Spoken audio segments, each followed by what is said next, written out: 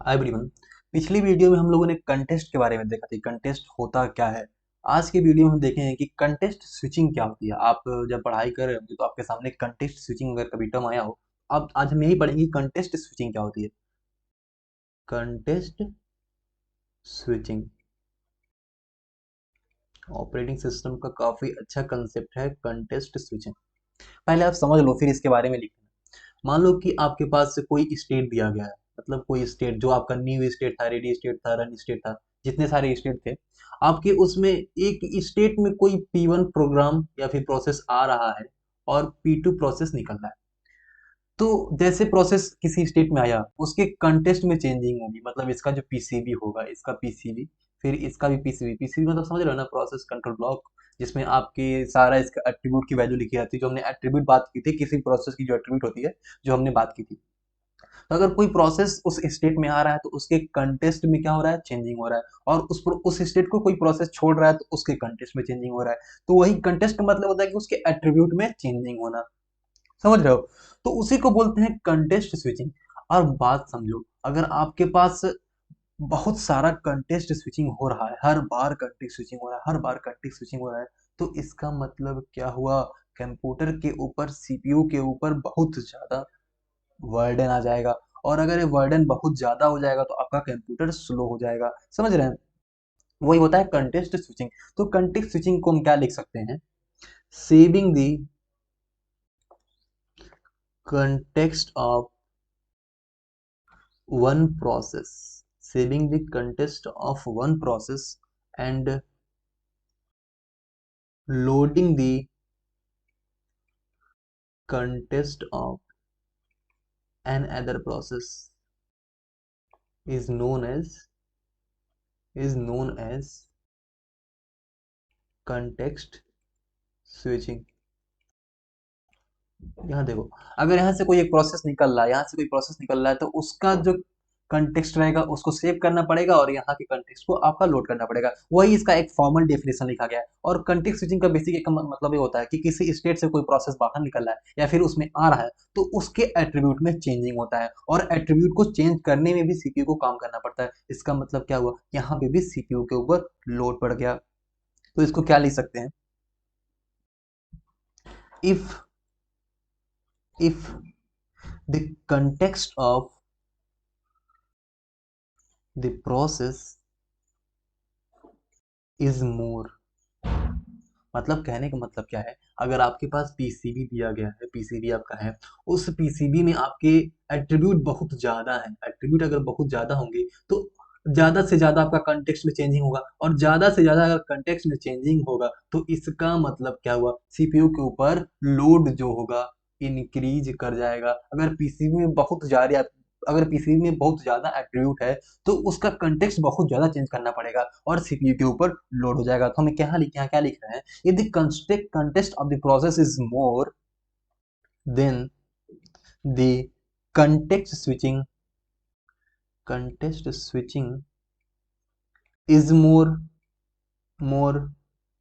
and context switching time, context switching time is also more। मतलब यहाँ पे आपको सीपीयू को ज्यादा काम करना पड़ रहा है। समझ गए? अब देखिए, तो इसका मतलब क्या हुआ, इसका मतलब क्या हुआ, context switching is context switching is overhead, मतलब प्रॉब्लम है, overhead for the CPU. I think आप समझ चुके होंगे कंटेक्स्ट स्विचिंग क्या होता है। ठीक ना? बेसिकली कंटेक्स्ट स्विचिंग का ही मतलब है कि किसी भी स्टेट से अगर कोई प्रोसेस इंटर कर रहा है फिर उसे निकल रहा है तो उसके एट्रीब्यूट में चेंजिंग करना पड़ता है। ठीक ना? हमने कंटेक्स्ट स्विचिंग देख ली। अब इसके बाद हम नेक्स्ट टॉपिक क्या देखेंगे, आइए आपको बताते हैं नेक्स्ट टॉपिक हम क्या देखेंगे। नेक्स्ट टॉपिक हम ये देखेंगे कि न्यू स्टेट से रेडी स्टेट में कोई प्रोसेस जा रहा है तो किसके थ्रू जा रहा है, रेडी से रन में जा रहा है तो किसके थ्रू जा रहा है, फिर रन से वेट में जा रहा है तो किसके थ्रू जा रहा है, फिर रेडी टू सस्पेंडेड वेट जा रहा है। तो ये प्रोसेस अगर किसके थ्रू जा रहा है, इसको इस स्टेट से दूसरे स्टेट में पहुंचाने के लिए कोई ना कोई काम करना चाहिए ना। तो वो सब काम कौन करता है, शेड्यूलर काम करता है। तो आपके जो आपका ऑपरेटिंग सिस्टम है उसमें वेरियस टाइप ऑफ शेड्यूलर होते हैं, मतलब बहुत सारे शेड्यूलर होते हैं। वही शेड्यूलर एक प्रोग्राम, एक जो प्रोसेस है, एक स्टेट से दूसरे स्टेट में पहुंचाने का काम करते हैं। जो पहला आपका शेड्यूलर है long term scheduler. Long term scheduler, जो लॉन्ग टर्म शेड्यूलर होता है वो बेसिकली जैसे ही आपका लॉन्ग टर्म शेड्यूलर यूज करना शुरू करते हैं हम, वो किसी प्रोसेस को क्रिएट कर देता है। किसी प्रोसेस को क्रिएट किया, फिर क्रिएट करने के बाद उस प्रोसेस को रेडी स्टेट तक पहुंचाने का काम करता है। ठीक ना? तो क्या लिख सकते हैं हम लोग यहाँ पे? यहाँ लिख सकते हैं बेसिकली हम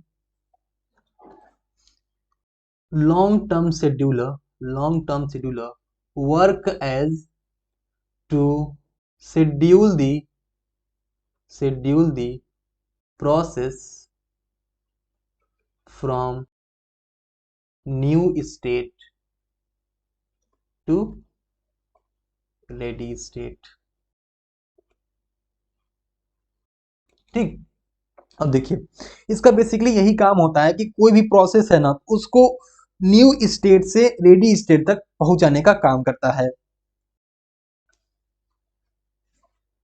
अब देखिए, इसके बाद हम क्या देखेंगे कि शॉर्ट टर्म शेड्यूलर क्या होता है।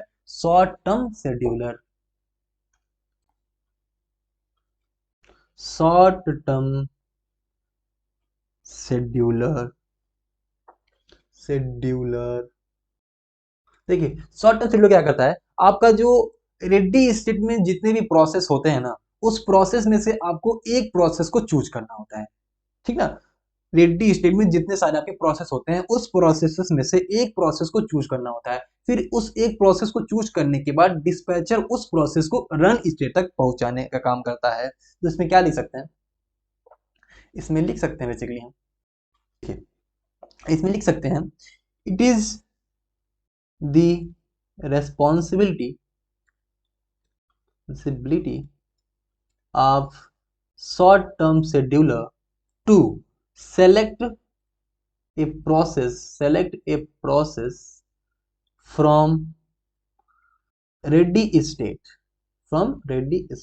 इसे एक प्रोसेस को सेलेक्ट करना होता है। रेडी स्टेट में बहुत सारे प्रोसेस होते हैं, तो उनमें से एक प्रोसेस को सेलेक्ट करना होता है। फिर उस सेलेक्ट करने के बाद डिस्पैचर, यहाँ पे शॉर्ट टर्म शेड्यूलर का काम खत्म हो गया। शॉर्ट टर्म शेड्यूलर का काम खत्म हो गया। यहाँ पे डिस्पैचर उस सेलेक्टेड प्रोसेस को रन स्टेट में पहुंचाने का काम करता है। रेडी स्टेट में क्या देखिए, यहाँ हम लिख भी लेते हैं आसान तरीके से। यहाँ लिख लीजिए, न्यू स्टेट में लॉन्ग टर्म शेड्यूलर काम करता है यहाँ पे। फिर यहाँ पे रेडी स्टेट में शॉर्ट टर्म शेड्यूलर यहाँ से प्रोसेस को सेलेक्ट करता है। फिर डिस्पैचर यहाँ से रन स्टेट में पहुंचाने का काम करता है। अब देखिए आगे हम देख लेते हैं। देखिए, इसके बाद जो आपका नेक्स्ट शेड्यूलर आता है वो मिड टर्म शेड्यूलर है।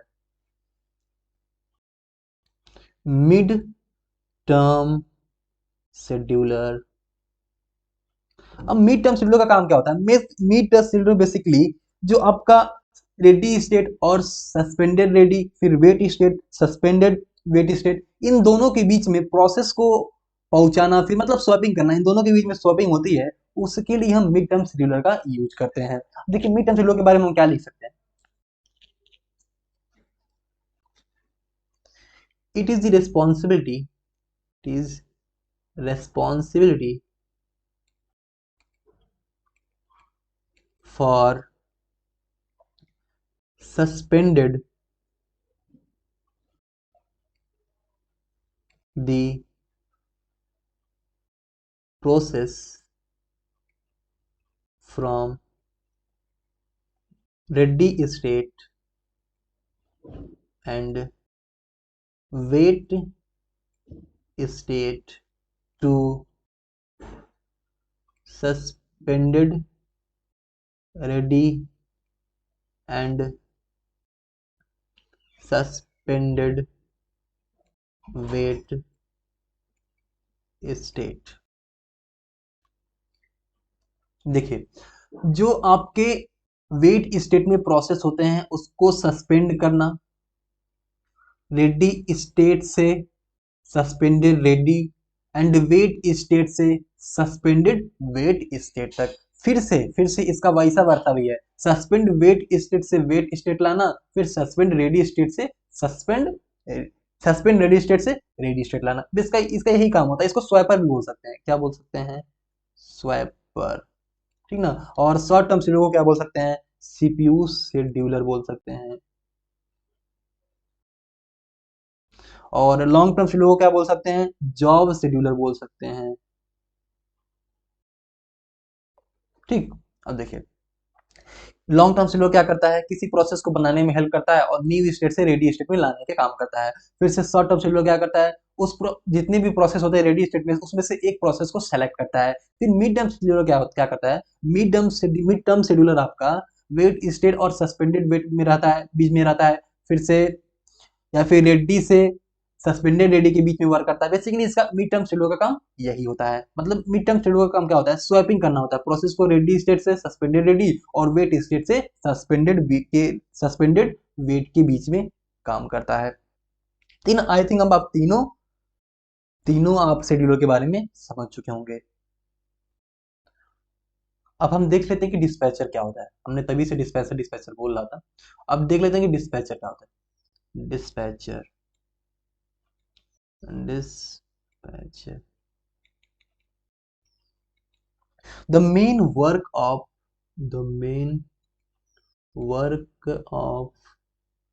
dispatcher is to load the selected job, selected process बोल सकते हैं, जॉब नहीं बोलेंगे, selected process from ready state to run state. मतलब जो शॉर्ट टर्म शेड्यूलर एक प्रोसेस को सेलेक्ट किया रहता है, उस प्रोसेस को डिस्पैचर रेडी स्टेट से रन स्टेट में पहुंचाने का काम करता है। ठीक ना, हमने सारे शेड्यूलर देख लिए, डिस्पैचर देख लिया और कंटेस्ट स्विचिंग देख ली। अब देखिए इसके बाद आपका एक और टर्म आता है, आप समझ जाइए। अगर मान लो सीपीयू क्या करता है, अगर सीपीयू नहीं, लॉन्ग टर्म शेड्यूलर क्या करता है, लॉन्ग टर्म शेड्यूलर का काम क्या होता है कि आपका न्यू स्टेट से रेडी स्टेट में प्रोसेस को लाना ना। तो लॉन्ग टर्म शेड्यूलर क्या करता है, कोई भी प्रोसेस को बनाता है, अगर वो सिर्फ सीपीयू बाउंड प्रोसेस बनाने लगे, सिर्फ सीपीयू बाउंड, आईओ बाउंड नहीं, मतलब उसमें जितना भी प्रोसेस बनेंगे उसका सीपीयू से ज्यादा काम रहेगा और उसके लिए इनपुट आउटपुट से कम काम रहेगा। सिर्फ सीपीयू बाउंड प्रोसेस बनाने लगेगा, इसका मतलब क्या हुआ, सीपीयू पे लोड बढ़ने लगेगा। या फिर आईओ बाउंड प्रोसेस सिर्फ बनाने लगे, सिर्फ आईओ और मतलब दोनों में से सिर्फ सीपीयू बनाए या फिर आईओ बाउंड बनाए, तो आईओ बाउंड बनाने से दिक्कत क्या हो जाएगा, आपके पास सीपीयू का यूटिलाइजेशन कम हो जाएगा, सीपीयू का यूटिलाइजेशन कम हो जाएगा और यहाँ पे सीपीयू का यूटिलाइजेशन इतना ज्यादा हो जाएगा कि आईओ के पास कोई जॉब नहीं जाएगा। तो इसका मतलब क्या हुआ, इसका मतलब ये हुआ कि नोट लिख सकते हैं, नोट हम क्या लिख सकते हैं, long term scheduler should select good combination of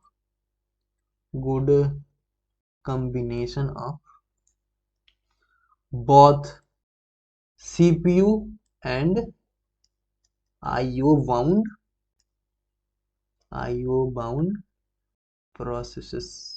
मतलब लॉन्ग टर्म शेड्यूलर जो प्रोसेस सेलेक्ट करता है उसको सीपीयू बाउंड आईओ प्रोसेस और आईओ बाउंड प्रोसेस का कॉम्बिनेशन, ऐसा कॉम्बिनेशन सेलेक्ट करना चाहिए जिससे आपका वर्क बिल्कुल अच्छे से हो। ऐसा ना हो कि सिर्फ सीपीयू बाउंड प्रोसेस सेलेक्ट करने लगे या फिर आईओ बाउंड प्रोसेस ही सेलेक्ट करने लगे। और अगर ऐसा करेगा, मतलब गुड कॉम्बिनेशन बनाएगा, then throughput of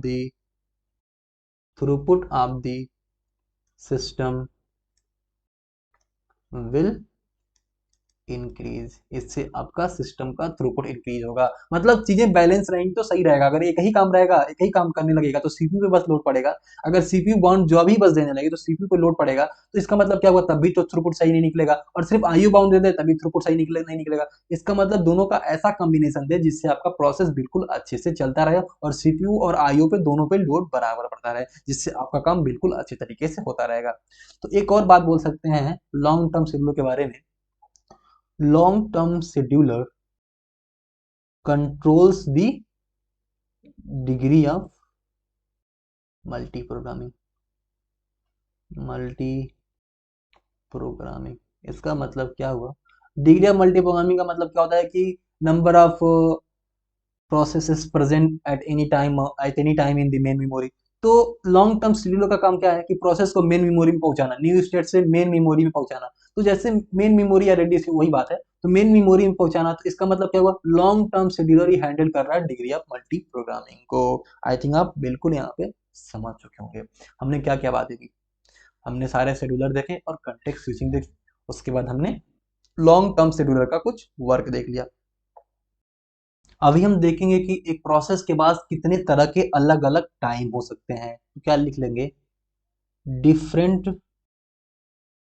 different times of process, मतलब किस टाइम पे प्रोसेस किस स्टेट में पहुंचता है, तो उसको हम क्या नाम देते हैं।